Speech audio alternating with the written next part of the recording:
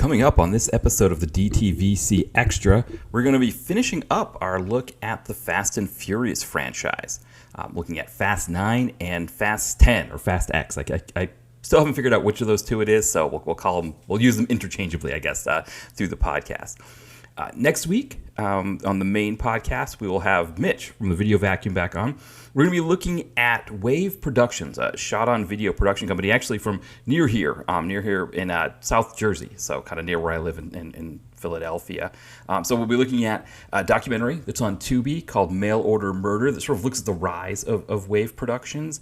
And then we'll be looking at one of their films, Eaten Alive, A Tasteful Revenge, which was a fun movie to discuss. So really great conversation that Mitch and I have. I mean, as usual, we always have a fun time discussing things, but, we kind of get into sort of how the shot-on-video movement starts in the 80s, kind of almost Wave, Gary Whitson and Wave Productions is sort of creation of crowdfunding, or their own version of crowdfunding, where they use they have viewers pay to make movies, and use those movies, those kind of fetish movies that these fans pay for, as a way to fund the movies that Whitson wants to make. So it's really, really great conversation that we have. So check that out next week.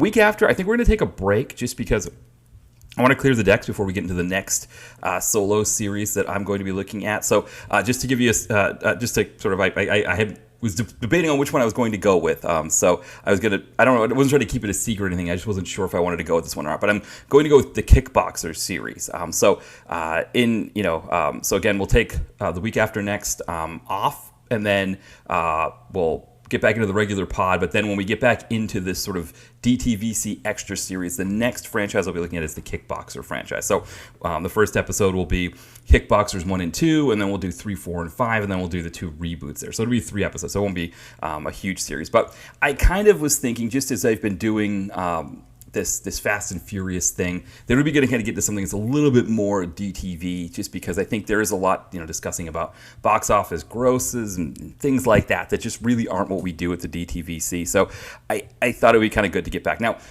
the other thing is it has been fun to kind of look at this side of the movie industry a little bit more, and that was part of the reason why I wanted to do the DTVC Extra, was to look at big budget, big production, theatrical films. So that was part of the reason why I did do this with the Fast and Furious films. So there is a sense that I might want to try to get back to that a little bit. So maybe after Kickboxer, I might try something else. I mean, again, having Disney Plus, I've got all the Marvel movies, I've got all the Star Wars movies. So there's a lot that I can do there. I think I'd been thinking about doing Mission Impossible. I'm kind of iffy on that, but again, same thing. I've got Paramount Plus, so I've got access to all of those if I wanted to watch those too. Makes it a lot easier, right, if I can stream them and they're already available to me. That was part of the impetus too for the Fast and Furious one, was that most of them were available. I think I had to rent one of them. I think Hobbs and Shaw I had to rent, which it's possible that it was on Peacock, but I just couldn't find it. But anyway, so that's that. So in that week that will be off, so the week after the podcast with Mitch, 2 weeks from this podcast, what I may do is upload one of the old ones that I did with Jamie in the early iteration of the podcast that was lost due to issues with TalkShoe. So just to give you a sense, if you're not familiar sort of with that iteration of the podcast, so 2014, I was invited by John Cross of After Movie Diner and Mo Porn of Drunk on VHS and No Budget Nightmares. They were creating their own night of podcasting on Mixlr. So everything was done live. So I was invited to do my own podcast then, between like 8 and 9 p.m.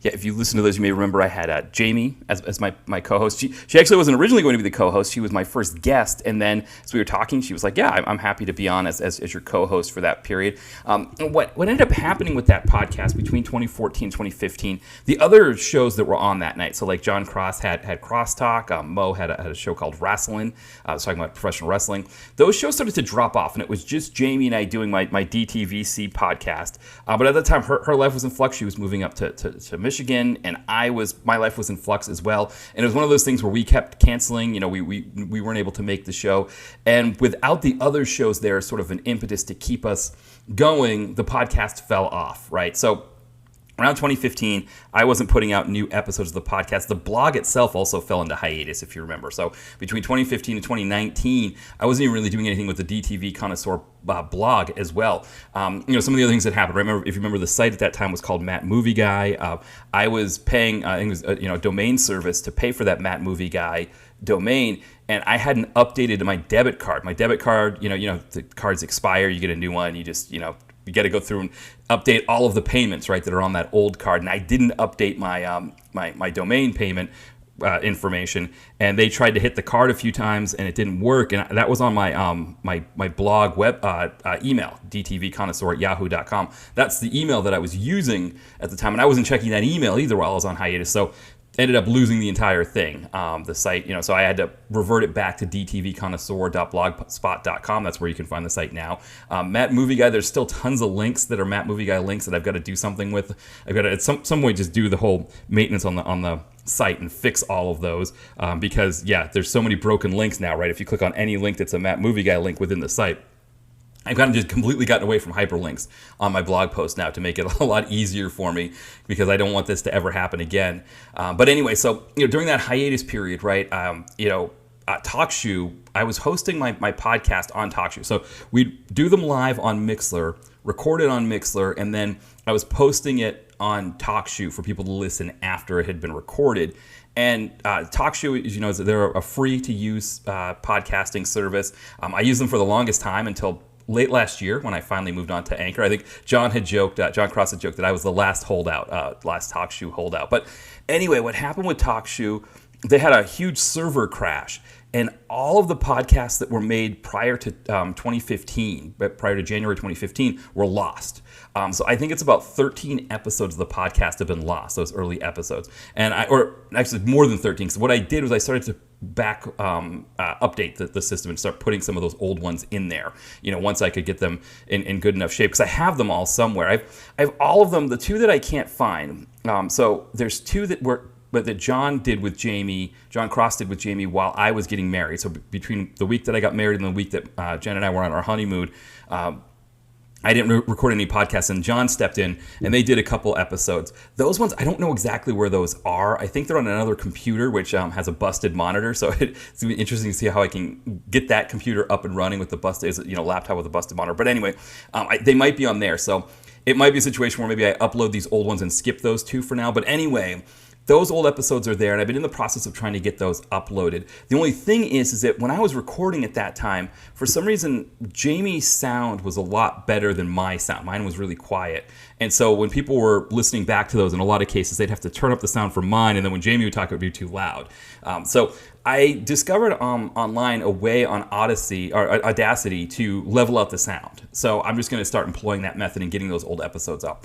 I'll say that was maybe that's what I'll do for the week after the next week's podcast episode with Mitch.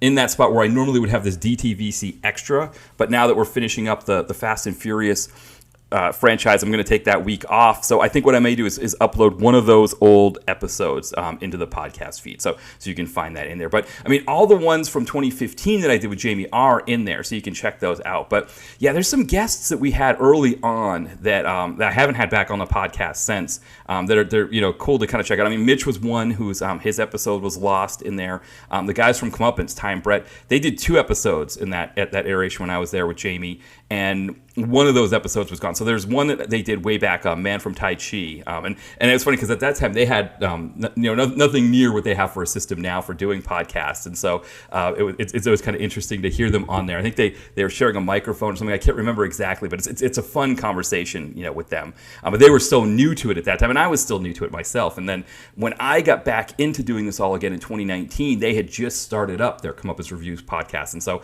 I had them on. They had me on. Same with Will from Exploding Helicopter. He had just started his podcast, and same thing, he had me on, I had him on, and I was I was going to reach out maybe to Jamie as well to see if she wanted to come back on and co-host, but part of the thing when I got back in 2019 is I needed to prove to myself that I was going to keep up with this, right, and keep doing it, not go on another hiatus again. And to be honest, I didn't quite. 2020 was a little bit of an interesting year, which we're going to talk about when we get into Fast 9, as we get into the pandemic year. there was a sense of everybody was trying to do, get back into podcasting, get back into doing stuff again, because, everybody had time on their hands. And there was a sense of like, oh, I could do a podcast every week if I wanted to, or I could do blog posts, 3 times a week or whatever. You feel like you had all this time on your hands. And then it was like a kind of a more sudden thing than we were expecting, right? That the world sort of adapted to the pandemic, and we didn't have as much free time as we were used to having. And life, it was almost like we had to make up for lost time too, right? Things like going to sporting events, going to the movies, going out with friends, going to restaurants. We just wanted to do so much of it that things like podcasting and blogging and stuff like that took a back seat to it. And I think for me, I did fall into that a little bit 2021 and around that time period where I wasn't posting as much. I wasn't doing podcasts as much.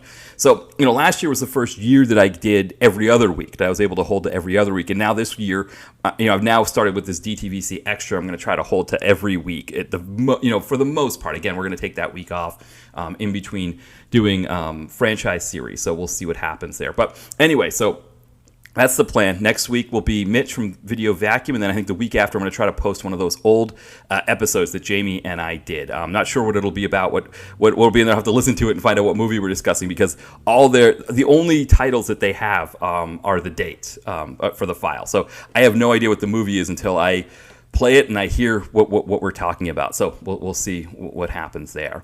As far as the site goes, we just did The Best Man, our 68th Dolph film on the site. Next week, we're going to get back into Scott Adkins with Eliminators. So that's one that's been hanging around for a while. I watched it. If you remember, I did a solo podcast episode last year, kind of around this time, maybe a little bit before this time, where I talked about a mini Scott Adkins fest I did, where I watched 4 Scott Adkins movies, and Eliminators was one of those movies. So, so we'll kind of discuss that one a little bit. So it's been a while since I've been meaning to review it for a while now, so we'll finally make that one happen. Week after that, I'm going to be looking at Most Dangerous Game, which has CT from The Challenge, also Judd Nelson. Who else is in that? All kinds of names are in that. Casper Van Dien. The whole point of us when I did on the on the podcast with Ty a month or so ago, the whole point we were doing it was because it was a Casper Van Dien movie, right? We're doing 2 Casper Van Dien movies, so I'll be reviewing that one there. And then week after that, you may notice if you went to the Letterboxd page and looked at the upcoming reviews watch list that I have on there, so you can always go there to get a sense of what movies we might be doing. I have replaced what was supposed to come after Most Dangerous Game. I've moved in Night of the Sharks with Treat Williams. So we're going to do a tribute post to Treat Williams with him unfortunately passing. And also, if you check out the Comeuppance Reviews podcast, they recently posted an episode that I did with those guys talking about Treat Williams. So you want to hear more about sort of our thoughts on Treat Williams' career, go there to Comeuppance Reviews podcast and see what they say. So all kinds of things coming there too. In terms of novels, again, right now you can still get the main 3, Chad in Accounting, Girl in a Gun, and Holtman Arms. Looking to get my next novel in that group out, called Don's House in the Mountains. Hoping to get that one out in August. Also, another thing I want to kind of tease out there a little bit, I worked on a novella called John Bainbridge, and it's a novella about this detective in the early 90s named John Bainbridge, who's kind of like a former special forces guy who's just kind of, in Los Angeles, trying to, part of the war on drugs, right? Cop on the edge, all that kind of stuff. Kind of a throwback to sort of the PM Entertainment stuff. Both tribute to it, but also making fun of it a little bit at the same time. Poking fun, having fun with it at the same time.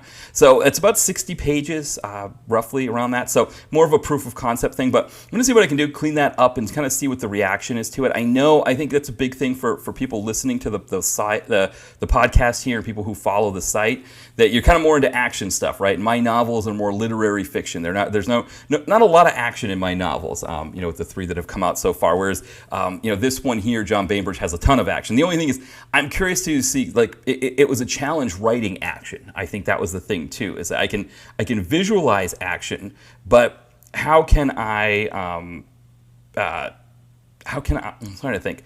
I can visualize action, but how can I describe it, right? In a way that doesn't sound like, this happens, this happens, this happens, right? But that kind of feels more literary. So it was a bit of a challenge, but we'll kind of see, But again, I'm in the process of cleaning that up, and maybe I'll get it out there in the near future as well, and kind of see what people think of it.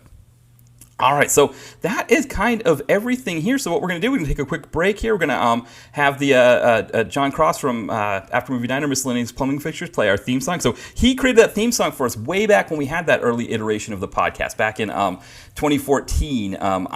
Mo had asked me, do you have a theme song? And I said, well, I was going to play, what was that? Strike Like Lightning, the Mr. Big song from Navy SEALs. That's what I was going to have for my theme song. And he's like, well, you can't have that. You need to have, it's copyrighted. You can't have copyrighted material as your theme song. Here, just ask John. He'll put something together for you. And he did. He just kind of puts, I mean, it didn't take him that long to do it. I think he jokes like, oh, you're still using that theme song. But I think it's great. I think it does the trick for what we need on the show. And so I all these years, I mean, always the same theme song, right? That the logo hasn't changed. My friend Heather, she created that logo way back in 2007 when we first started, and we still have that same logo. So I'm kind of like that. I'm a bit of a traditionalist when it comes to things like that. So so we'll play the theme song in here, and then we'll start looking at Fast 9.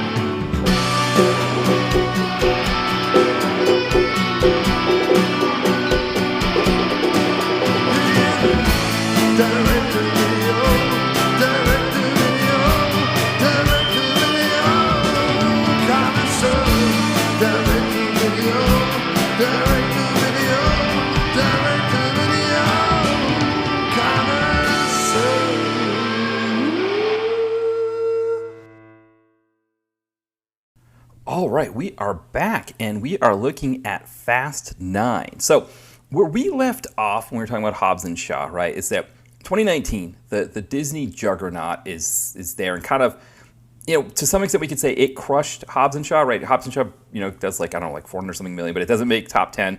It's one of the, only Fast and Furious films to come out since I think Fast 5 that doesn't make top 10 in the box office. Was quite a disappointment. But we were looking at the fact that probably part of it is the fact that at that time, right, Disney is this juggernaut thing that's just clogging up the theaters with all of their big budget productions, and nothing else can really get in there. And also at the same time, Hobbs and Shaw is kind of a placeholder film. It's not part of the Fast and Furious series, and so because it's a placeholder film, it didn't have the strength or the weight to kind of fight for a place amongst this Disney juggernaut. And so that's where we're left at 2019. And the mindset in 2019 was that this juggernaut from Disney was just going to keep going, right? That they were just going to keep, I mean, they bought out Fox, so now they had Avatar as another one. So, I mean, it's like Marvel, Avatar, Star Wars, their own movies, Pixar, right? They could just really just jam up the theater and make it difficult for any of the other studios to have anything in there. Then the pandemic comes, right? And really shakes up the film industry, especially in the movie theaters. And so, during the 2020 period, I mean, there was an attempt, I think, to try to move things to more streaming. Some films were released as sort of like streaming films. You had, of course, a situation, too, because things were so divided politically that in red states, there were less restrictions and theaters were kind of more open. Whereas in blue states, right, especially in the Northeast and some of the other big population centers, theaters were either closed or they were kept to like very small capacity. And we get into 2021, right? And the vaccine is there, and now things are starting to lift, things are starting to open up. And Fast and the Furious, or Fast 9, is in amongst these movies that were kind of this whole, like, let's get back to normal kind of thing that people were really pushing again. And I kind of remember it myself. I was a little bit different because, obviously, direct-to-video connoisseur, I didn't go to the theater that often. Prior to 2020, I had gone a couple times in 2019, but I was going to see old films in the theater. So I saw Lawrence of Arabia was showing in the theater. I saw that with my buddy Ian. We also saw the 40th anniversary of the first Star Trek film in the theater. And that theater we went to was closed. I believe it closed prior to the pandemic. I believe it closed before, in like kind of late 2019, early 2020, before all of that stuff happened. But I'm not sure. I know it's not open now. It was a theater in South Philly on Columbus Boulevard that we went to. That's not there anymore. But anyway, for me, I was in a different mindset because I'm a big baseball fan. I'd moved down here to Philadelphia in 2015, late 2015, and hadn't really been going to games like I should have been, even though we live about a mile from the park, so I could go, kind of any time. And between 2016 and 2019, I wasn't really going to a lot of games. 2019, I started going to some games, and I kind of had my 2020 all set up for games that I wanted to see, not just professional games, but the Pawtucket Red Sox. They were having their last season in Pawtucket before they were moving to Worcester, Massachusetts. So that's a AAA team that I grew up with. I grew up as a Red Sox fan, but I would see the Paw Sox. I saw them play in Old Orchard Beach when I was a kid. I'd go to baseball games there, AAA baseball games. So I knew of them, and of course I'd always follow the Red Sox, and they would talk about, players playing in Pawtucket and all of that. So I wanted to go see a game there in 2020. That was their last year. I was going to see a game at McCoy Stadium. Staten Island had a baseball team, the Staten Island Yankees. They were a single A team in the sort of the baseball tiers. I wanted to see a game there. I'd heard that their park was really nice. Like you could see the Manhattan skyline from across the river in Staten Island. You take the ferry over from Manhattan. So all of that just seemed like a really nice thing. So I was planning to do that in 2020. And then, of course, the pandemic hits. And baseball is completely shut down, right? And the minor league season was completely wiped out. They just got rid of it altogether. So there was no 2020 last season for Pawtucket. I never got to see them. And then also Major League Baseball restructured the minor leagues. And so I completely lost that they ended up dissolving the Staten Island team. So there was no more Staten Island Yankees. There were a few other teams that I'd want to see. There was a team in Vermont in Burlington, Vermont. I was curious to see. There was a team in Lowell, Massachusetts that I had wanted to see. So there were other teams that were dissolved that I was disappointed I was going to miss. But so I was going into 2021 with this mindset of like, I got to do it now. There is no more wait till next year to see sporting events because there might not be. You don't know what next year is going to turn out to be, right? That all the plans that I had for seeing games in 2020 were out the window. So essentially once I got vaccinated, I think it was in June that I started going to games. And I went to more games in 2021 than I'd been to in any year, except for this current year. I've currently been to more baseball games this year than I have ever. So, again, there's a mindset now of like, okay, you've got to go. But, again, movies were not top of mind for me, right? It was going to baseball games. And I should point out in terms of the Staten Island piece, they ended up getting an Atlantic League team, and I was able to go last year and see a game there. And it was as nice as I imagined it being. It would have been a little bit different to see them as affiliated baseball, but for anybody who's visiting New York City, if you've done kind of the usual New York City things, I highly recommend seeing a baseball game of Staten Island. They're now the Staten Island Ferry Hawks, but take the ferry. The ferry's free. You get it from Manhattan. It's a really fun trip. You get to see the Statue of Liberty. And then, the park looks really nice there. So, I just want to recommend that. So I did get a second chance with the Staten Island Yankees. Still not a second chance yet with Pawtucket. I had a whole thing played out in 2020 where I was going to take the train up there. Because I originally was going to have my wife and I go with me to Providence. She was going to do a weekend with me in Providence, and she did not wanting to. So I was going to do it in a day. I was going to take a train up from Philadelphia to Providence, see the game, get back in a day. I had the whole thing all mapped out, and it just never materialized. So hopefully someday I will get to see a game in that park at McCoy Stadium, depending on what they do with that. But anyway, so we're getting into the theater part anyway. So people that were trying to do this whole kind of get back to normal thing, and going to baseball games, going to the movies were just part of it, right? Going to concerts again. People wanted to go to concerts. I'm not as big of a concert person, but that was another piece. Going out to restaurants, right? Going out to see friends, all of that stuff. Just going to shops that you hadn't gone to in a while. All of that stuff was really coming back, and so part of that, right, was like the movie theater and going out to the theater again. And so you had Fast 9 in a part of that mindset of like everybody wanted to get to the theater again. And I do kind of wonder a little bit if that helped its numbers. So if you look at that year's gross, it does $725 million. It's the third highest grossing for U.S. films. There's a couple of Chinese films that were also in that top 5. But if you look at kind of just the ones from the U.S. film industry, that was one of the 3. The other 2 are the Spider movie, which absolutely 1.2 billion, just kind of surged past all of those. And then there's a new Bond film, right? And that also did pretty good numbers, or did better than the it did better than the Fast and Furious film. So No Time to Die also did almost 750 million. It did.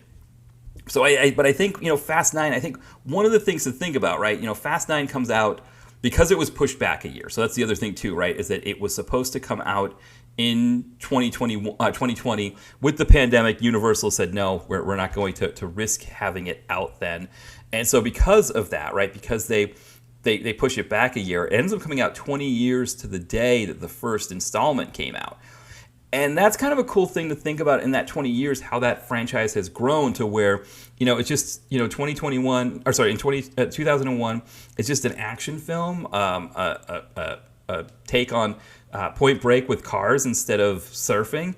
And it's turned into this franchise that people are putting it in the same conversation as a Spider-Man movie and a James Bond movie. So to have seen it grow to that level and see, kind of have that come full circle moment, I thought that was really cool there to see that happen. So that was one piece that I really liked about that. But for me, there wasn't really any impetus to see it. I didn't have a mindset of like, I got to get out and see these blockbusters. I got to get to the theater again. I mean, I did have a sense I wanted to go to the theater again because there was a sense of like, since I couldn't do it, let me take advantage of it. So what I ended up doing is I ended up seeing Macbeth, the Joel Coen film with Denzel Washington. That's what I went to an indie theater and saw that. So when we get to Fast X or Fast 10, we'll get into a little bit more about my trip to the theater and going to a big theater again. So a little bit different from going to an indie theater. But anyway, so that is kind of the environment that Fast 9 comes out in. And I think that's part of how it does so well is that I think it was a franchise that people were looking forward to. There was that mindset of I got to get to the theater again. I want to start seeing movies again, and in that mix of that amongst the Spider-Man movie and the James Bond film, Fast and Furious is there, and people were excited to kind of see what they were going to do with that. I think there's some other elements, John Cena being in the film. I think his energy was needed when we don't have The Rock. When Dwayne Johnson's not there, we need somebody big and larger than life, and so he provided that, and that was fun. Of course, we're getting the kind of the big action scenes that we're used to. Justin Lin is back directing this, and with Spiro Rosados, we're getting the kind of the big action that we expect from a Fast and Furious film. So that part is there. The interesting thing too about this one, right, is it leans into the goofiness a little bit more. So Lucas Black from Tokyo Drift is in this with Shad Moss, who you may know of him as Lil Bow Wow, but I also kind of get that now that he's older, he's in his 30s now, he doesn't want to be Lil Bow Wow anymore, so he's Shad Moss now. They were in Tokyo Drift. They come back to this, and they're these like goofy test drivers that are test driving this car with a rocket on it or something. I don't know exactly how that was, but that's what they're doing for this film. And we know, where this is going, right, with the rocket piece. That, now there's a satellite. And it's always interesting with these Fast and Furious films how they decide what things need to be handled like at the location or on the actual device, and what things can be handled through a computer, like by hacking into it. It's always very contrived, right? I mean, you remember in Fast 7, it was like, we need to get to the cell tower and hack into the cell tower directly because we can't do it from the computer. So, Paul Walker's got to go up there and fight some baddies and get into a fight with Tony Jaa so that he can go in and actually unplug something or whatever, versus like, I'm just going to do it from the computer and it's all set, right? It's always kind of one of those kind of almost kind of plot convenience theater things. And in this case, right, they go way overboard with it.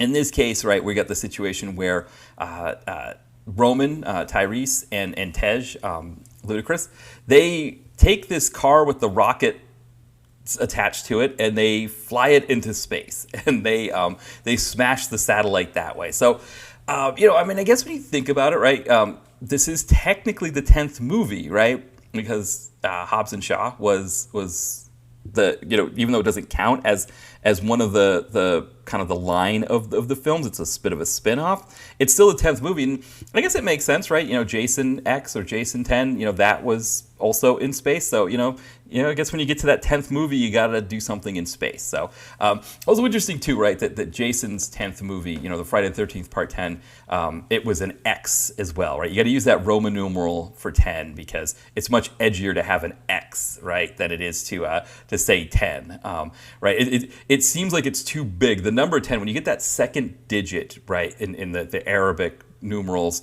it seems too big, right? It's almost like, I don't know. I'm trying to think of like a good example, but it seems like a porn series or something like that has too many installments in it. Whereas X doesn't feel like too many installments. Maybe that's why they have to do that. So that's always kind of an interesting thing there.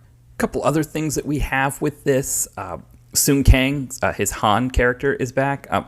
Again, with these movies, they're very much like soap operas where nobody ever really dies, right? People always are coming back. So if somebody dies in one movie, that they're going to be back in another. So the other thing, of course, we know with this, right, is that, the way Vin Diesel retconned the whole thing, Han dies in Tokyo Drift, and then essentially movies 4, 5, and 6 all take place before Tokyo Drift. And we find out that Jason Statham's character, right, that kills Han, that it's not Han just dying in a car accident in Tokyo Drift when he's trying to race the other guy.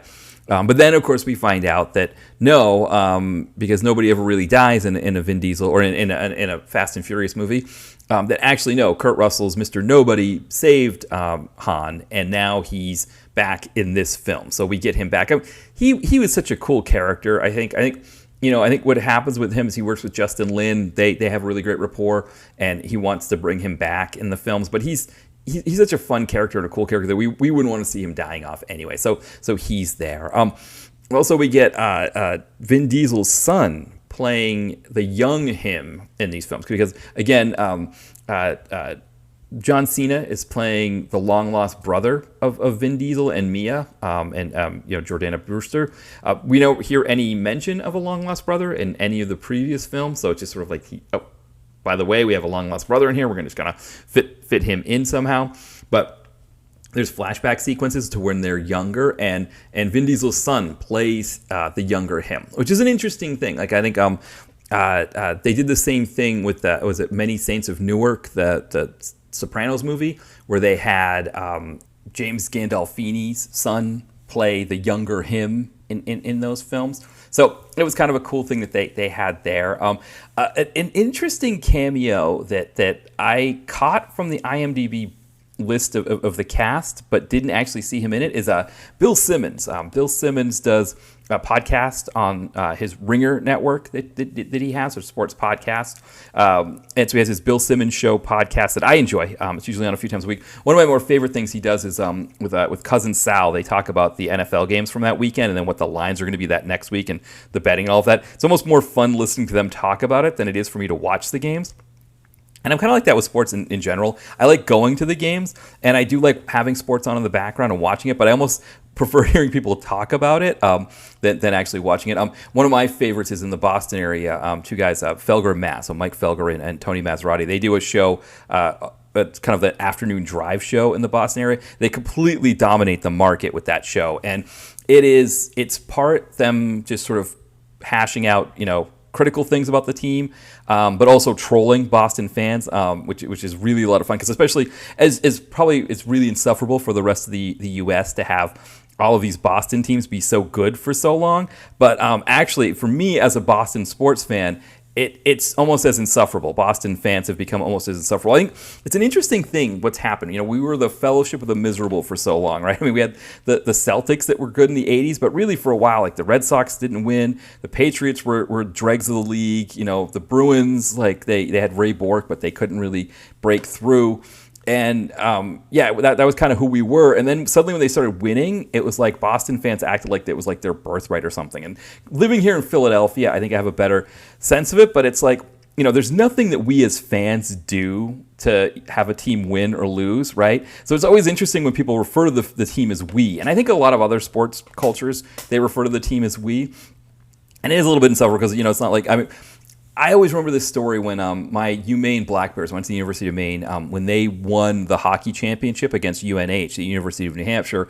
When I was home that summer, because where I grew up on the border between Maine and New Hampshire. So I knew a lot of people who went to UNH. I spent a lot of time in New Hampshire, of course.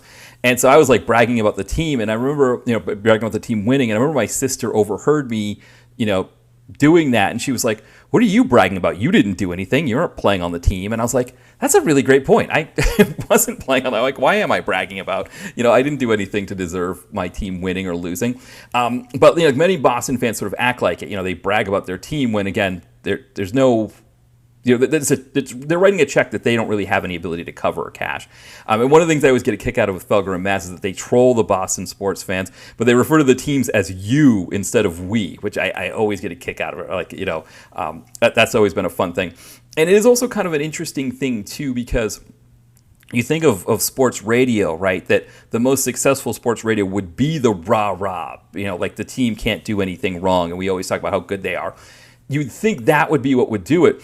And the fact that they don't do that, and to be honest, me listening to them, listening to their show, I think I'm probably a great example of why it is more fun to have somebody who trolls the fan base, but also grabs the negative as much as the positive. That many of us prefer that kind. But anyway, so I'll just say, Bill Simmons is a sports radio guy that I do enjoy listening to his podcast, and he is supposedly has a cameo in this. I didn't see it, I didn't catch it, and it is almost for me like I'm trusting IMDb that he had that cameo. And, again, we know what happened with Don the Dragon Wilson, right, where we were trusting IMDb for his tag count and discovered that there were 3 films that he wasn't actually in, that IMDb said he was in, and then later on retroactively removed them, so we had to retroactively remove the tags. I think Siege of Firebase Glory is probably the most famous one, because I know Will from Exploding Helicopter, that was listed as one of his Exploding Helicopter movies for Don the Dragon Wilson, and so he had to reduce his Exploding Helicopter count as well. So I'm trusting IMDb that they said Bill Simmons was in this movie, but I didn't catch it. He's supposed to be part of the pit crew that was working. I think Dominic or Toretto's father's rival. I think he was working the pit crew for him. But anyway, I didn't actually catch him in the movie. I'm taking it on faith that he was in it, but I was thinking of who else I would like to see in like a future Fast and Furious movie as a cameo, and I would love to see Felger and Mazz. I would love to see those guys in one of those films. I don't even know what they would do in it, but it just would be kind of a funny thing. But anyway, I'm getting way off track here. I'm talking about sports radio while I'm here on a movie podcast talking about movies, so I'm kind of way off base here on that. But anyway, that was just another piece of it that was there. I like Michael Rooker being sufficiently Michael Rooker in this as well. I think he was someone that needed to be in the franchise. I think Michael Rooker is someone who needs to be in all franchises at some point. You got to get some Rooker in there. So it was good to kind of get him in as well, and his part, again, was sufficiently Rooker. So I enjoyed seeing that as well. And I think, again, the John Cena, Vin Diesel aspect of it I thought was fun, and it was good to see. I think the problem is, of course, right, is that with these Vin Diesel Fast and Furious movies that the baddies always become the good guys, and so it was just like, how long into the film was it going to take before John Cena turned and became part of the family again? And it was almost like one of the things, like I was just waiting for this to happen, waiting for it to happen until it finally does happen. So that's another piece of it that's a little bit different. But anyway, I think, again, I liked Cena in it. I liked him with Vin Diesel. I thought they were fun. And again, I thought Cena brought an energy that was lacking with The Rock not being in it. So that helped as well. But yeah, so I mean, that's kind of it with Fast 9. I think, I ended up seeing it by streaming it on Peacock, so I didn't see it in the theater. I just saw it just for doing this series here, and I think in watching it, I think I enjoyed it. I don't think I needed to see it in the theater, to be honest. It didn't have anything spectacular or anything really special to it, except for the John Cena part, and I guess the fact that they end up in space, which is more goofy than anything. And one of the things I think with 9 that I do kind of see is that we are getting towards the end of this series, right? Like it is definitely sort of running its course.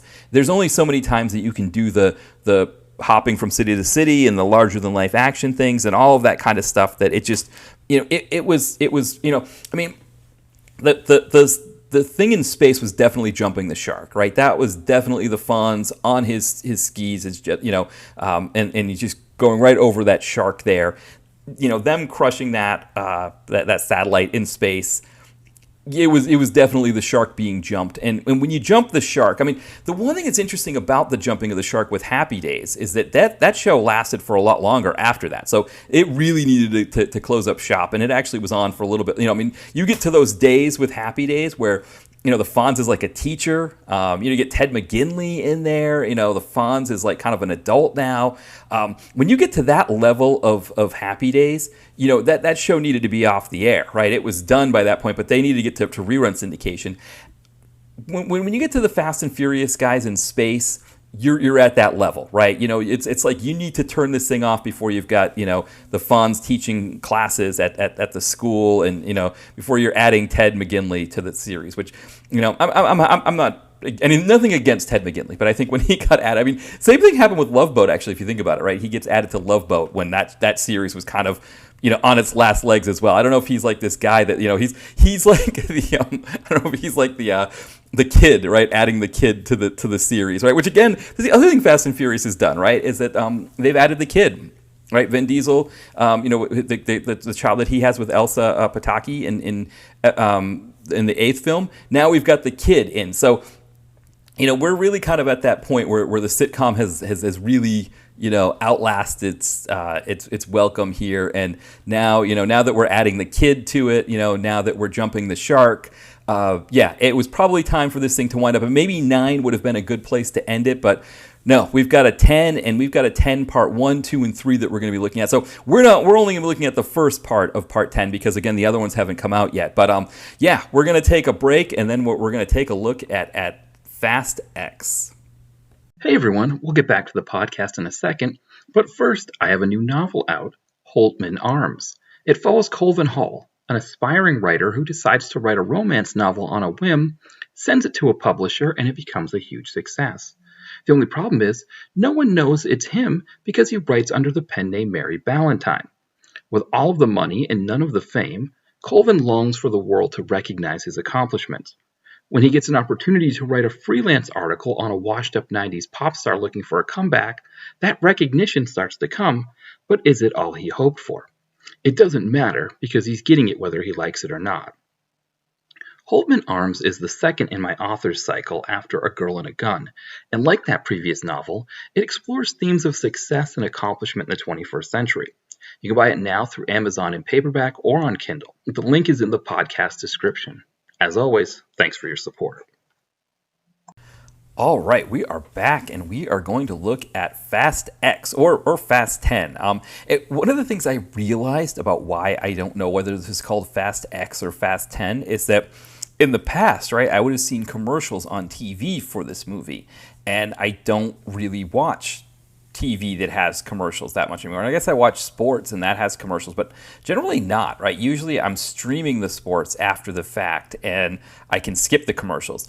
Also, my wife and I watch MeTV a lot, and they're not really advertising Fast X or Fast 10 on MeTV, right? It's usually pharmaceutical companies that are advertising, or those as seen on TV products, which are always a lot of fun. If those were only the commercials, I would love those. I like the pans, the nonstick pans, and the announcers like, it's oven safe up to 500 degrees, and you see like this like graphic next to it with like the some kind of like text next to it where it's like kind of flashing saying 500 degrees or something. Like every time he says something it appears you can make a hearty stew, and then hearty stew appears next. So I mean, I just love those kinds of commercials. So that's probably part of the reason why I have no idea whether this is Fast X or Fast 10, because I've never heard the title said before. So there are a few things like that, like the Toni Morrison book. I don't know if it's Beloved or Beloved. I've never heard the title said, so I don't know. Anna Karenina or Anna Karenina. I think it's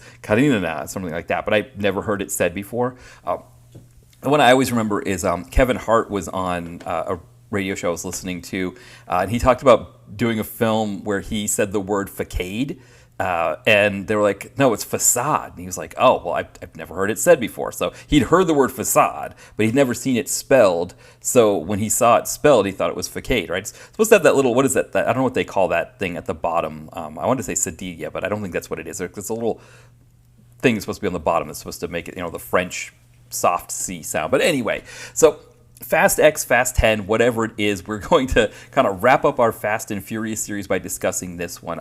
Now, I was trying to figure out if this is supposed to be the first of a part 2 or a part 3. What I was seeing was that essentially it's kind of 6 of one, half a dozen of the other. Like, there's definitely a part 2 of Fast X part 2 coming, but then the next one might be the 11th movie. It might be a Fast 11, and that might be the finale, or it just might be a third part to this. There could be a part 3. So again, it's, we've jumped the shark, right? We're in space. We went to space. We've added a kid to the series. So we know with the shark jumping that this thing probably should be wrapping up. But again, it's like, whatever the show, right? It's Happy Days, right? We've got Ted McGinley and we've got the Fonz teaching classes and, Chachi's there and, all this stuff. It's sort of just holding on, right, to kind of get to rerun syndication. And I guess, from Universal's standpoint, they don't have a lot of other franchises. They've got Jurassic Park is another one. And so they're probably holding on. I guess Super Mario just did really well for them this year, right? And that's a Universal franchise. But I didn't know that was. But I discovered that one's Universal as well. So I guess maybe they could do Super Mario movies. And so that'd be great. When they add the kid to the Super Mario series, right? And I don't know what jumping the shark is in Super Mario Brothers because he's always jumping stuff. So I don't even know where you go with that. But maybe that's good. Maybe it's shark jump proof. That's why they want the Mario series to sort of take over. And I guess, I don't know, can you jump a shark with the Jurassic Park films? Is there a shark jumping when, I guess it would, maybe if you had a dinosaur, right, a raptor water skiing and jumping over a shark, that would be the Jurassic Park series jumping the shark, like if they actually went that far. Or again, adding kids, that's always another piece of it. So anyway, so Fast X, right, it was in the theater, and I thought, okay, this could be my chance to kind of get back into seeing a blockbuster in the theater. I think the last blockbuster that I saw was one of the Star Trek films, and I couldn't remember if it was the one that had Benedict Cumberbatch as Khan, if it was part 2, or if it was part 1 that I saw that was the last one. It was maybe in 2013, so it's maybe been about 10 years. If it was the Benedict Cumberbatch one, it would be 10 years. If it was that Star Trek, that first one, it would be 09. It could have been that long since I'd seen a blockbuster film in the theater, right? So I'd seen some indie films, I'd seen some other films in the theater, or I mentioned I'd seen Lawrence of Arabia, which I guess was a blockbuster, but wasn't a new blockbuster. So this was a different experience for me to go back into the theater and see this. And, before we get into Fast X, I think it might be interesting to talk a little bit about sort of what that experience was like for me. So in Philadelphia, there's a mall. There used to be a mall called The Gallery, and it was kind of right near the train station there. And it definitely had a reputation for being rough. Granted, I just moved here. My wife, she grew up here in Philadelphia, so she did her time working in the Gallery. She knew it as she didn't really have necessarily fond memories of it until they were getting rid of it and replacing it with this monstrosity called the Fashion District. And when that happened, she was like, oh, what are they doing? They're destroying my gallery, right? So she didn't want to get rid of it. If you want to know what the Gallery is, if you go on YouTube and you look up Dan Bell, he does this Dead Mall series, and he looked at the Gallery. He actually does a tour of the Gallery just before they were closing. I think they'd closed part of it, but they hadn't closed the rest of it. But they were getting ready to close it to renovate it and create this new thing called the Fashion District. And to give you an idea of sort of what Philadelphia is trying to do kind of overall is that they're trying to sort of create this one contiguous tourist lane or avenue that starts at Penn's Landing near where the water is, goes through Old City to where the Liberty Bell is, Independence Hall, all of that, and kind of continues through to where you get to where Reading Terminal Market is, the Hard Rock Cafe, and it was in that space in between where the Liberty Bell is and where the Hard Rock Cafe is that the Gallery was. And I think there were a lot of issues. I know for me, the last time I was there, I was tutoring an au pair in the Spring Garden area, and she wanted to get Kentucky Fried Chicken, so we went to the Gallery, and I kind of showed her, and it was kind of funny because kind of seeing how learning English, like how, it's one thing to learn it in a classroom or in a, tutor environment. It's something else to be in the wild and sort of doing it like while you're in amongst Americans who don't really care that you don't know English as a first language. Her and her friend were trying to order at the Kentucky Fried Chicken, and they were like very quiet and everything. And I had to kind of speak up for them, and be like, no, they want a number one, and say it like really loudly, because in Philadelphia, they're not going to mess with you, and I see it too sometimes when I go to the cheesesteak places, right? Like people from out of town who not from the U.S. who are speaking English as a second language, they're not sure exactly how to order, and it can be daunting, right, when the guy behind the counter is yelling at you to get your order together. So Philadelphia is not a very forgiving environment, despite the fact that there are a lot of people from out. It's a very multicultural. There's a large immigrant community here in Philadelphia. But it also is not very forgiving if you don't speak English as a first language. And so, I kind of joked that I was considering offering a tourist service where people from outside the U.S. who wanted to get cheesesteaks, I could take them there and get them their cheesesteaks so they don't have to worry about getting yelled at. I can yell back at the guy behind the counter or the woman behind the counter. Though, of course, I should say I never get yelled at because I show up with my Phillies hat and I order the way I'm supposed to. And I kind of have a little bit of an accent now, and I get called hun by the woman behind the counter, and all those things. So I get taken care of. But I can, I was joking that I could help with that. But anyway, the gallery, because it had sort of a rough reputation, they wanted to replace it with this more high-end thing called the Fashion District, which again, it's still just a mall. And that thing opened, 2019, 2018, something like that. And it's gone through, I think, the goal was they wanted to be more upscale, that they wanted tourists to go there. But, if you're a tourist, right, what do you care about going? You're not going to go to Journeys or whatever, I don't know what H&M or whatever. It's like you've got a Journeys or an H&M back in your hometown, right? You want to see the Liberty Bell, right? That's what you're in Philly for. You want to go to Reading Terminal Market. I mean, I guess Hard Rock, maybe there's a Hard Rock in your town too, but right, people want to go to all the Hard Rocks or whatever. So you want to collect them. So like a mall just doesn't really help with that. And so now what's happened, right, is that kids, when they get out of school, they go to the mall and cause trouble. So now there's a whole rule about like you need to have ID if you're under 18, and if you're under 18, you can't go to the mall after, I think, 2 p.m. without a parent accompanying you. So I got to see all of this happen. I'd heard about it in the news and all the stuff they did, but I actually saw it as I was coming out of the movie that, the security guard was checking people's IDs. Of course, I'm, in my 40s. I've got gray hair. I don't really look so crazy. And part of it, too, was when I went to see the movie in the theater, I had this idea that I needed to run errands in that area where the Fashion District is. So that there's a Trader Joe's near there. There's a Mom's. I don't know if everybody has a Mom's organic market. It's like a Whole Foods, but they have better prices and a better selection of stuff. So that's in that area too. Taco Bell's in that area. It's like one of the few fast food places in Center City, other than Popeyes, that lasted. I think there's a Taco Bell and a Wendy's, and that's kind of it. There's no more McDonald's, no more Burger King or anything like that. But Taco Bell's in that area too, so I like that as well. But anyway, so I had my backpack with me because I was going to be, running errands after, and I had this mindset of like, well, are they going to let me in with my backpack or not, right? Because usually they don't let you in the movie theater with a backpack on. And so I was like, if my mindset was like, do I want to leave my backpack at home, watch the movie, then come back to the apartment, get the, all that. It just seemed like it was way too much of an issue. I'm like maybe like 20 minutes subway ride from there. So it's not like the longest trip back and forth, but I went in with this mindset of, okay, I'm going to ask the woman at the, the usher if I can bring my bag in. If she says no, then I'll just go home and stream it. Because what had happened, right, is I had this plan to see Fast X in the theater. And around the time that I was going to see it, I noticed that it suddenly was reduced in like how many theaters it was being shown in. Here's this blockbuster movie. I thought I was going to have weeks to see it. And suddenly I'm looking at the times, and it's like only this Fashion District was showing it. And they only had 4 showings during the day of it. So, and at the same time, Comcast was offering it to rent for $20. And I was like, that's not the worst thing in the world, right? Because you figured, it was going to be 10 for me to get a ticket just to get in there. And then I get my popcorn and soda. Maybe 20 wouldn't be the worst, but I was like, I wanted to see it in the theater if I could. So that was my plan. I'm going to go with my backpack, and if they say no, then I'll go home and watch it. If they say yes, great. And they said yes. It was, the woman really didn't even seem to think it was a big deal, which again, I kind of forget maybe because I'm in my 40s now, that as a 40-year-old with my gray hair and my backpack, I don't look like a kid going in with his backpack, I guess, and so that they kind of let me get away with it a little bit more. Maybe if you're in your 20s and you try to show up with a backpack, they might do that.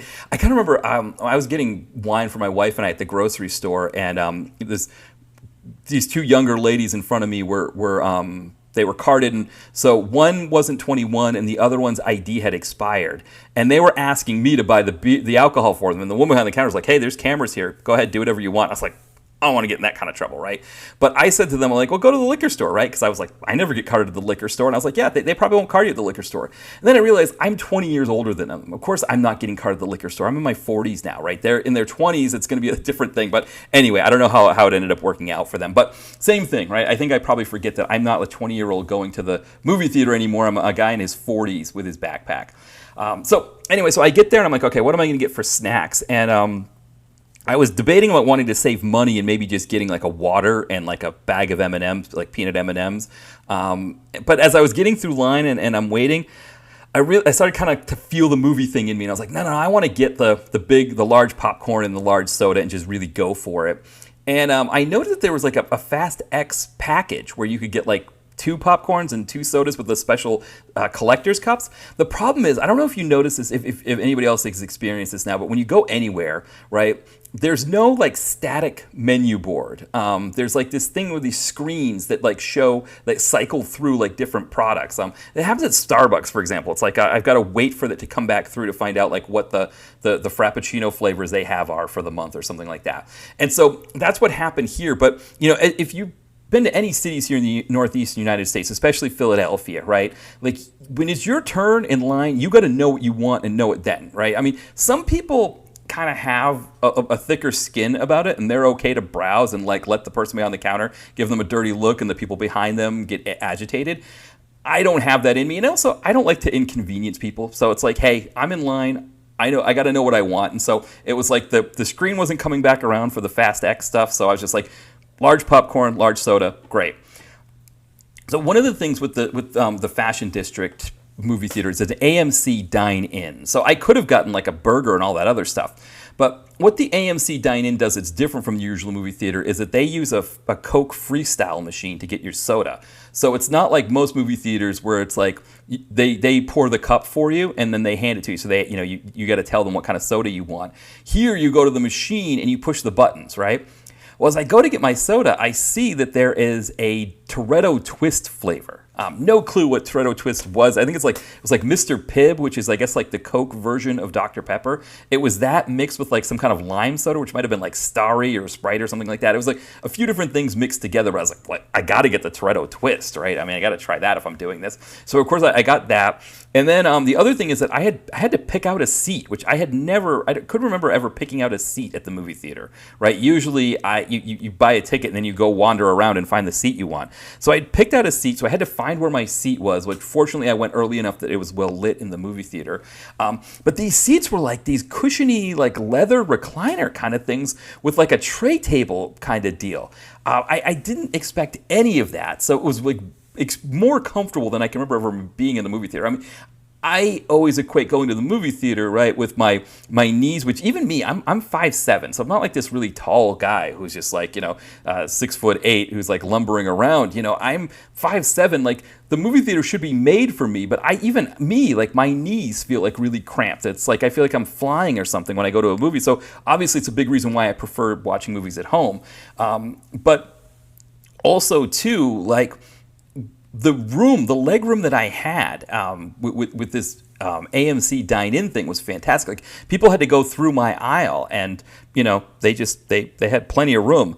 Now the other thing too, this was the 11 o'clock showing that I went to, and it was fairly empty in there. It kind of filled up as the movie was going on, but it was fairly empty, which I kind of get. That's why the movie was being pulled from theaters. Like, it's just like the Spider-Man, whatever that was, that new the Spider-Verse movie that was out, and there's a lot of kids that were going to see that. A lot of parents with their kids going to see that. I had to kind of navigate around them to get my Toretto Twist soda. So I think that's part of it. They wanted screens for that. They knew that like the Flash movie was going to come out, which that Flash movie has completely bombed, right? It hasn't done anything compared to Fast X was doing well, and then they kind of just started pulling it from theaters.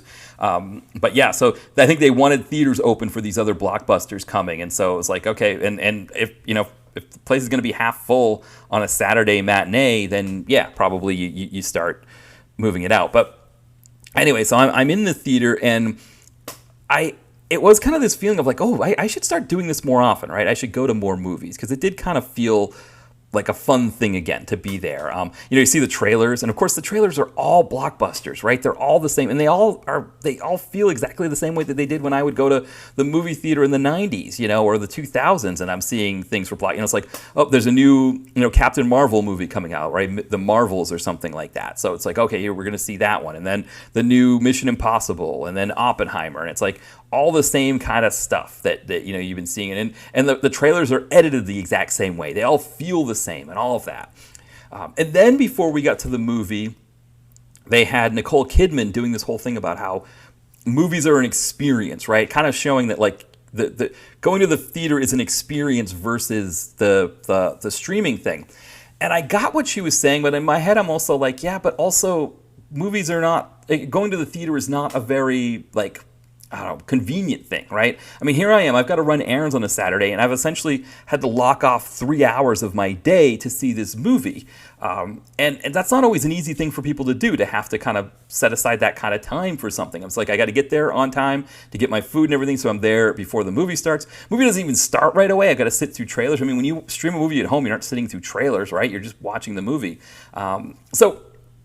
I get the whole thing of trying to sell it as an experience, but there was a little part of me that was a little bit skeptical as well.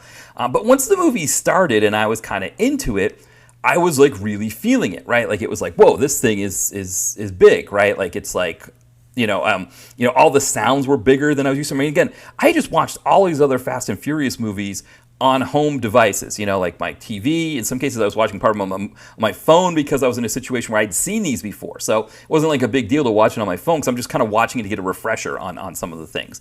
Here I am in this completely immersive environment where like all the sounds are there. Things are almost kind of shaking my seats because of how deep the sounds were. But I think there was a part of me too that was like, because I hadn't seen a movie in the theater like this in so long, and I hadn't, the movie theater experience had changed so much since I had last seen a film, that kind of played into the effect of like how I was enjoying the movie, right? That like, if I was going to see blockbusters all the time, I think there would have been a part of me that would have been like, okay, whatever, it's just another Fast and Furious movie, and I think we're going to get into a little bit of kind of how the movie is in a bit here, but it was an experience going to the theater again, and I think it was kind of fun that this podcast series that I was doing here got me back out to the theater and go to see a movie, because it was kind of fun to do all of that again. There was a part of me that was like kind of gung-ho and be like, oh, I'm going to go start seeing all kinds of movies in the theater again. And I don't know, I haven't gotten there yet, right? I still haven't seen another one. And it is still a bit of a thing when you're an adult. And we don't have any kids, but I'm married, and I do have errands that I have to run on a weekend. I've got things that I've got to do. That even just getting a walk-in for exercise is something that can be hard to schedule in. So setting aside a 3-hour movie is not always easy. So anyway, that's kind of what happened there. But I did enjoy it. I did have fun with it. I did have fun with the experience. I did, the Toretto Twist tasted good. I mean, it was kind of fun to have my big thing of popcorn there while I'm watching it and all of that. So all of that kind of worked there.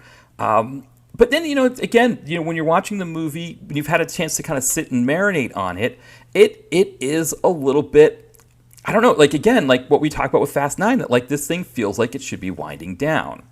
The other thing, too, is that not only does it feel like it should be winding down, but the fact that this was made with a sequel in mind, right? Essentially, we're left with a cliffhanger at the end. This movie does not feel like its own self-contained film.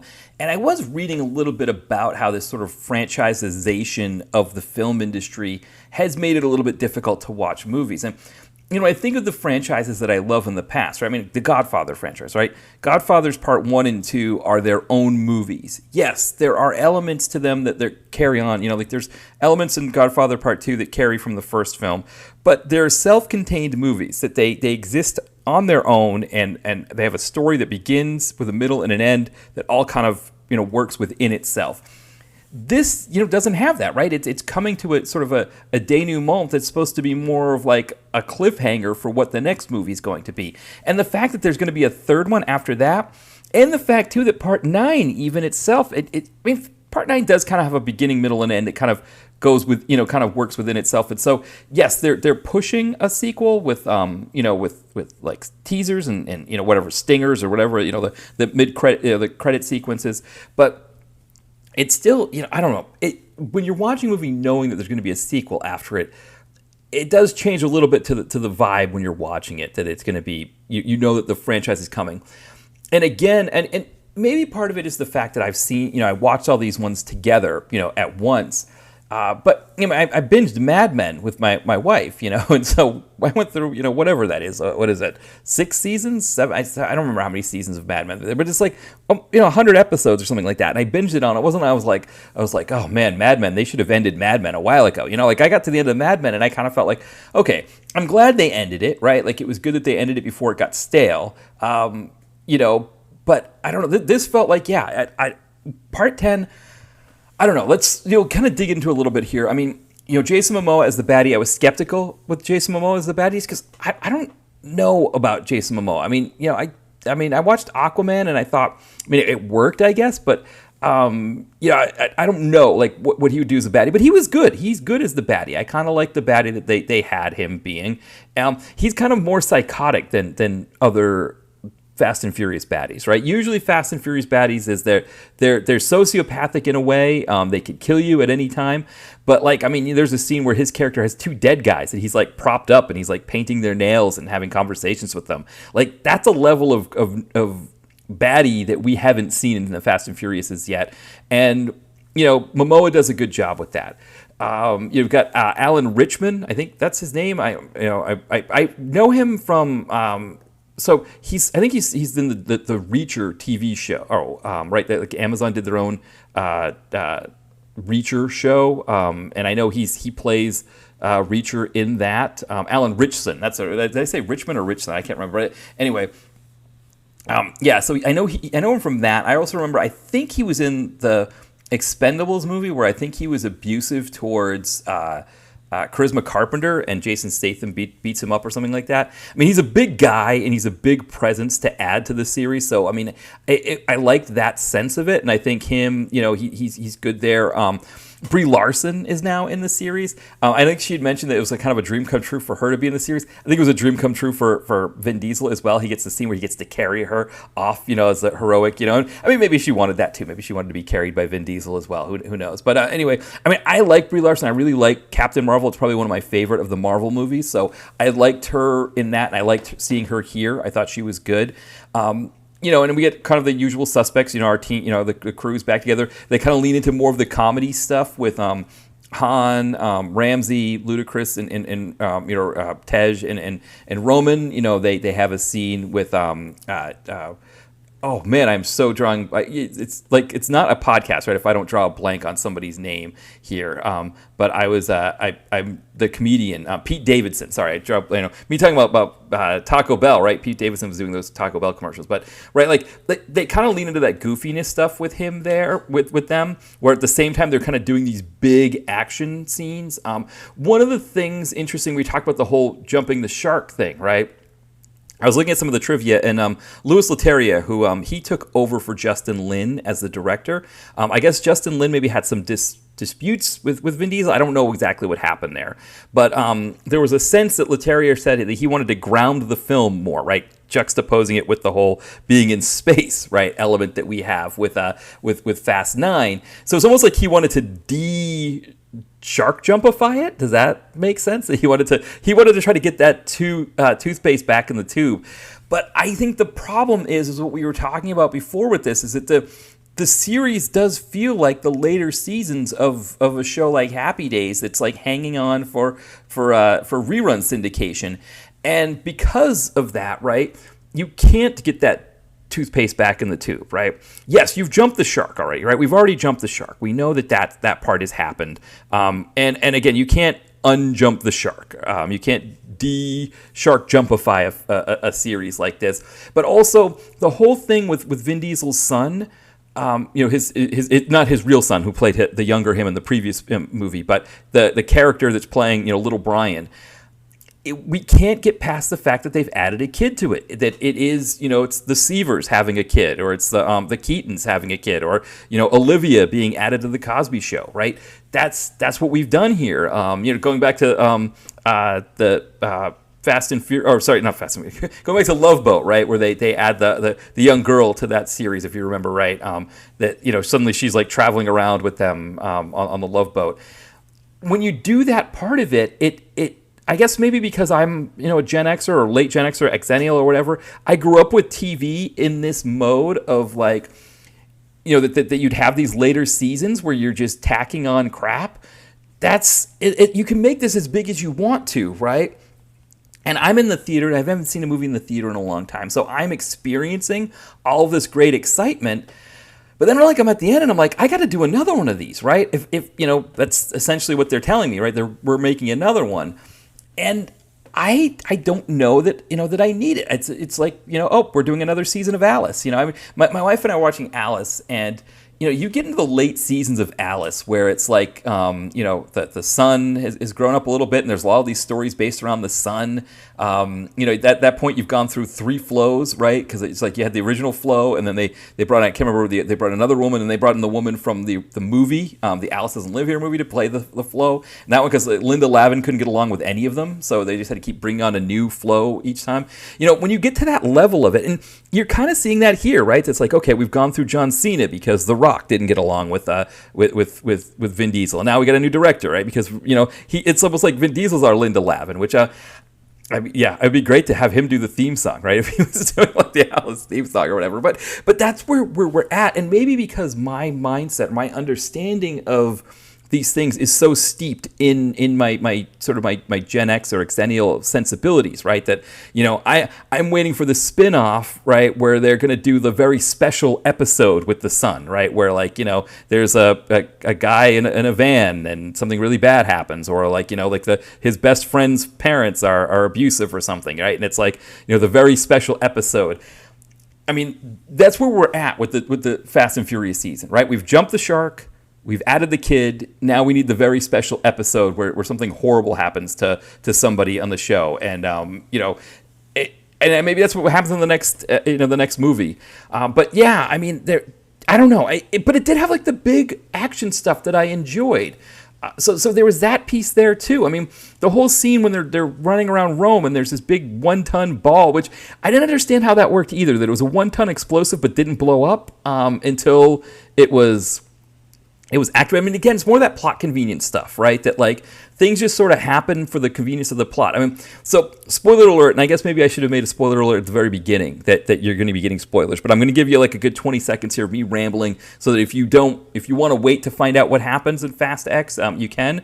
But I'm going to kind of start moving into a little bit of some spoilers there. They kill off John Cena's character, which I'm saying they're killing off John Cena's character, but they don't kill off anybody, right? Everybody comes back to life. So there's no reason why we can't just see John Cena in the next movie if they want to have him in the next movie. But the way that his character dies off is that like there's this big chase thing happening with like Vin Diesel and then John Cena's got Vin Diesel's son, and then Jason Momoa has all of these mercenaries that are in cars that are chasing after them on some highway in Portugal, and then somehow he loses John Cena loses the son because the son decides he's going to crawl out on the back and start like fixing something, and then Momoa drives by and just grabs him, which again, there's something about that just feels very much like kid added to a sitcom series thing, right? Like that, like the whole thing just kind of works in that vein.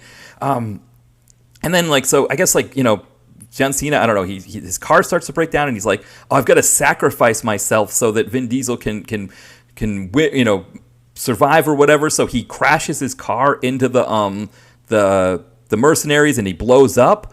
But there's kind of a think of like, why did he have to crash his car into the mercenaries so he could blow up? I mean, Vin Diesel had gotten out of much worse than that situation before by just driving around.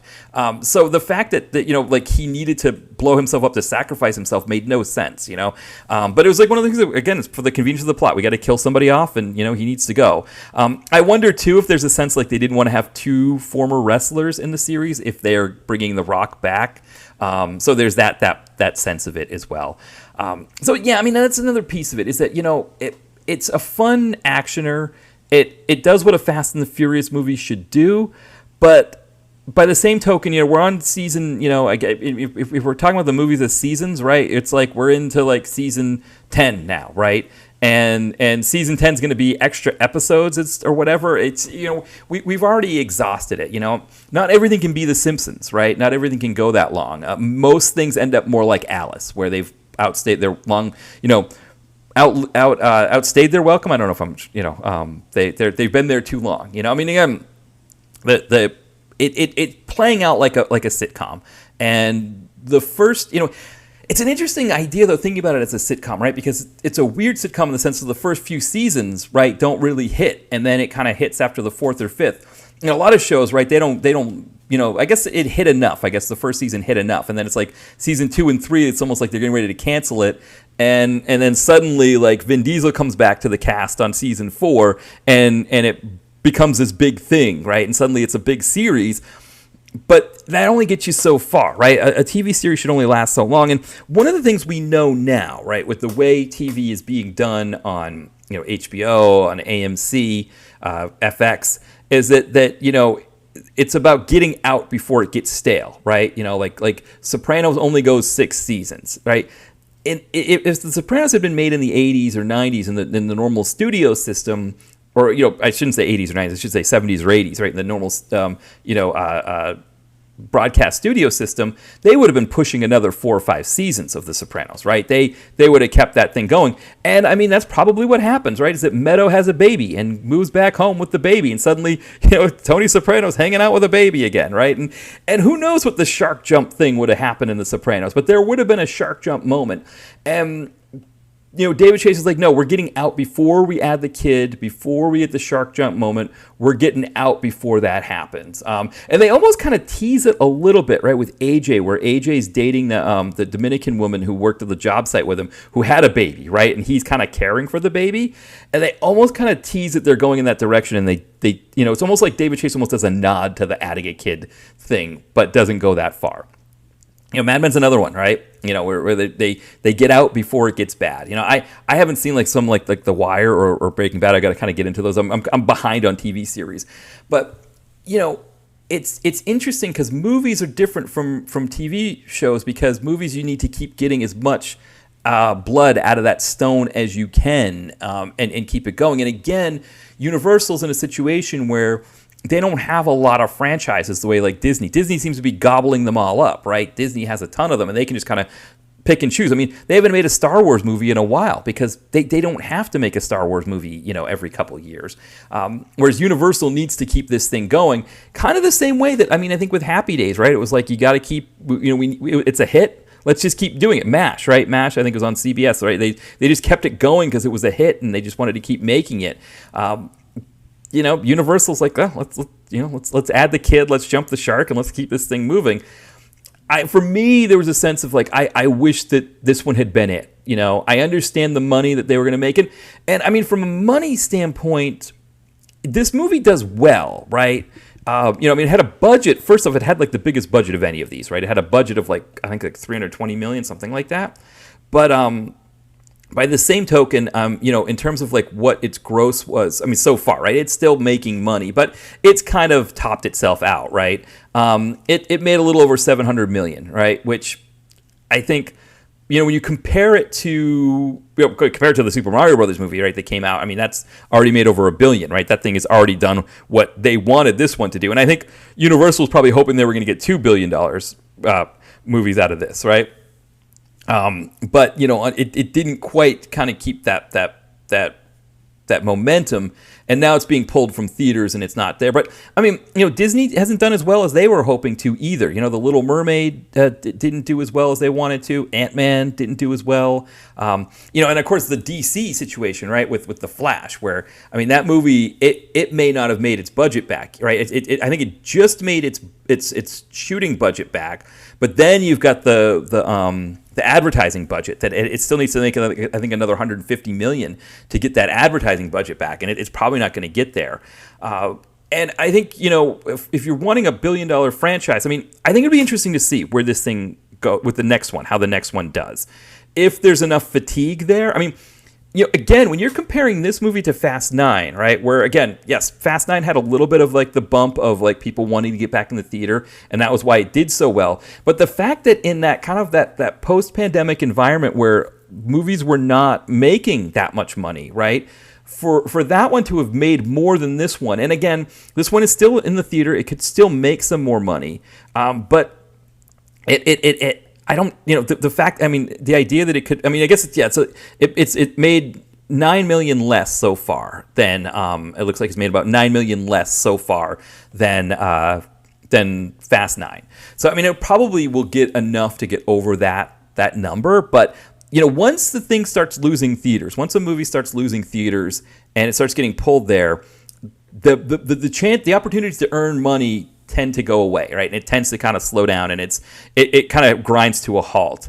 And I do think the fact that this thing didn't pull that billion, right? It didn't do like Fast 7, right? Furious 7 or whatever that one was called, where that one was like breaking records and pulling the, it got $1.5 billion, but it was like kind of out of the gates, really like doing well. This was supposed to do that, and initially it looked like it was doing that, and it just stalled really quickly. I think that's part of it. I think, we've hit that saturation point with this. And it's interesting because, The Rock is going to be in the next one, right? He's teased as being in the next one. So he's kind of, there's been the Kumbaya thing with him and Vin Diesel. He's going to be back in the next one. And then he also was talking about doing more Hobbs spinoffs, right? I don't know that there's an appetite for that kind of thing. I don't know that people, I mean, the first one didn't do well with him and Statham. I mean, are people going to want to watch another one of that kind of thing? I do think you could maybe do a spinoff. I think they were talking about doing like a female-centric spinoff. I think that's possible, but I don't think a female-centric spinoff in the big theater is going to work. I don't think a Hobbs spinoff as a big theater production is going to work. I think you got to start thinking about maybe like direct to Peacock, right? That's really where this franchise is headed if they're going to try to keep making money off it. Because I think at this point, it's there. This is the point where, just like the way like Alice or The Love Boat or MASH still had viewers, because at that time, I mean, the part of the reason why those shows lasted so long, right, is that you only had so many options anyway, right? That you got used to watching MASH on whatever night it was on, Thursday night, Saturday, I don't know when it was on. I was 4 when the last episode of MASH was aired, so I remember it more in reruns. My parents would watch it every night on TV 38 before the Movie Loft would show their movies. Barney Miller was on at the same time. I mean, shows at that time, if they had any kind of success, they kind of just through their own momentum, right? They managed to kind of keep going. Movies don't really, movies, I think you could, I don't know, like a movie series like this, I think you can only get so much out of it. And I think the bump that it got from Fast 9, from being a post-pandemic thing, I think may have been a little bit of a, I don't know, it may have been a false positive, or might have, may have been a bit of a mirage. I don't know. I mean, again, this movie, it's not like this movie is doing horrible in the theater, right? I mean, it did cross the $700 million threshold. Again, we talk about the budget being $320. So, it's definitely made its money back and more. But yeah, I don't know. I think 3 of these movies, so 2 more of these after this, I mean, I don't know. Like, and that means if I'm going to the theater to watch the next one, I'm essentially watching just a part 2 of 3. So like whatever's going to happen, like, I don't know. There's something about watching a movie when when you don't know that there's a sequel coming after it already, when the sequel hasn't already been planned, that you're expecting an end, right? You're expecting some kind of finale. And yeah, go ahead and put your sequel out there and know that there's going to be a sequel, but at least if there's a finale, a baddie gets defeated, right? I think there's a piece to that you need. And when you don't have that, with this whole new franchisization where it's, a baddie doesn't get defeated because that baddie's going to be coming back for sequels, I don't know, there's a little bit of a fatigue factor there. And I think that could be where this, I don't know. We'll see. We'll see what happens in a couple years. Hopefully we'll still be here doing this podcast, and I'll be able to kind of come back and revisit all of this, and we'll have a place to go. But I don't know. I think, these movies might end up being kind of post 9. It might be after part 8, right? After we did Fate of the Furious, we might be looking at this as kind of like the sitcom that held on too long. And even the Hobbs and Shaw thing, right? The spin-off kind of mindset. I mean, remember MASH had a spin-off, kind of after the fact. I think it was like Klinger and Colonel Potter had their own like medical outfit or something, I think. So all those shows, they have these spin-offs that they try to work as well that don't always work. I mean, Happy Days is probably best example of having good spin-offs. All in the Family had good spin-offs as well. But those spin-offs, right? You kind of go back and look, and you're like, oh, there was a spin-off that had Abe Vigoda in it or something like that, and it lasted one season, and kind of lost to history. That's kind of what the Hobbs and Shaw thing is, and I think if they're planning on doing more of those spin-offs, they're gonna feel like Archie's Place or whatever, I could kind of go all day on the TV metaphor thing, but I think it might be time to wrap this up. So, kind of where we're at now here. I've just done Fast 10, so I've done all the Fast and Furious movies, watched them all kind of all in one thing, and I think as a franchise, it's been really kind of cool to see it grow, right? That it starts off as sort of just a standard actioner, nothing too crazy for parts 1.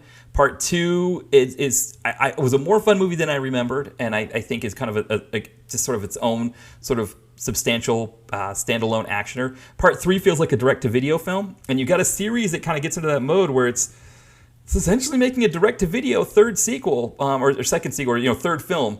That it's on its last legs, and then they do part 4 with Vin Diesel, and they bring the gang back together, and it's successful.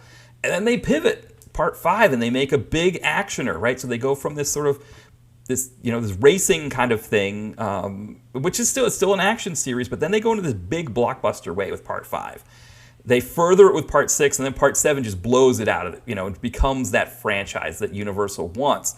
And the franchise that we recognize it as, right? So that when we get to 8, it's kind of furthering that. 9 as the spin-off one, or not 9, but Hobbs and Shaw's the spin-off doesn't do as well. And then 9 comes in at a time when people were looking for comfort food, comfort food entertainment in the theater. And here is this Fast and Furious thing that has gone from what it was in the first movie to now being an established franchise, along with Spider-Man and along with James Bond. That's what we see it as. But then 9, of course, also is the movie that gives us the kid, that gives us the jumping of the shark. And, we're also feeling we're in the late seasons of something now. And it's almost like we want to just maybe wrap this thing up and just binge it as something, And instead, no, they're going with a 3-part, or I don't know if it's a 2-part, part 10 with a part 11 coming, but whatever it is, we're signed on for 3 more seasons of a TV show that what we recognize as being on its last legs is there. So it's been interesting to see that wave kind of go up and down, and I don't know. We'll kind of see what happens with the next few. So, but that's that. So then, again, kind of teasing what the next franchise we'll be looking at will be the Kickboxer series. And I think one thing that'll be interesting about the Kickboxer one that's a little bit different, obviously the big difference is that we got a lot of direct-to-video sequels. So we'll be looking at direct-to-video sequels in there. I think that's going to be a fun piece. But the other thing, too, is that for the most part, Kickboxer is done, right? It has kind of, I'm sure at some point someone will try to reboot it, but we'll be able to kind of put a real button on it. Whereas like this, we've got the cliffhanger. We don't know what's going to happen with the later installments. So, we'll be coming back in a couple of years to kind of see what happens there. All right, so I guess again with it just being me on the podcast, I'm going to do my plugs. dtvconnoisseur.blogspot.com. That's the site where you can get everything. So links to my novels, the Letterboxd page, all the social media, and of course this podcast here. I try to post every Saturday with a blog post. So keep an eye out for that. Again, yes, Letterboxd is a great place. Letterboxd, you can see what films I've got in mind that I'm going to be watching. Also, you can see what movies I have watched watched that I'm planning to review. Also, I have some lists. So like I have my best of Dolph list, best of Cynthia Rothrock, Gary Daniels, Albert Pyun. I have a top 10 PM Entertainment list. I'm going to be putting these Fast and Furious movies ranked on there as well. So look out for that. I'll kind of rank these 11 movies. I was going to say 10, but 11 movies. So you can see that on there as well.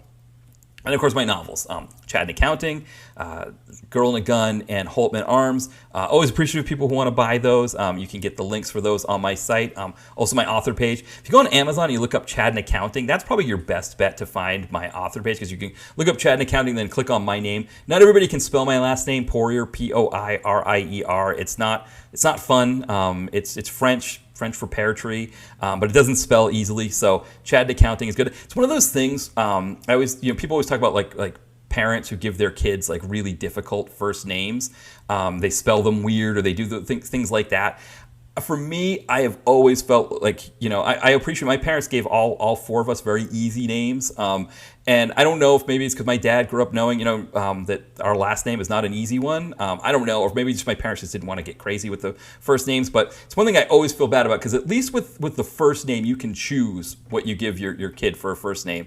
And for me, growing up with a difficult last name to spell, difficult last name to pronounce, when they see it, when they're reading it, they just don't, Poirier is just the easy pronunciation we do, but it doesn't spell as Poirier. So anyway, this is a rant for me here, but I guess, I feel for kids whose parents give them crazy names, because growing up with a last name with no choice, and it is kind of a mark of distinction here in Philadelphia, because there aren't a lot of French people down here, so I kind of like that. But anyway, I growing up with a difficult last name, and again, even with my blog here, it's like always hard for me to tell people, having people find my novels. Maybe I should have used a pen name, right? Maybe I could use my mom's maiden name is Moore. I could have used Moore maybe to make my stuff easier. But anyway, look up Chad Accounting so you don't have to worry about spelling my last name. You can find all my novels there. I always appreciate when someone wants to buy that. So so that's kind of everything here. So I hope everybody enjoyed the Fast and Furious series and our look at this. I enjoyed doing it. It was a lot of fun to talk about these, and I think again, it'll be interesting when we get into Kickboxer and we see how that one goes. But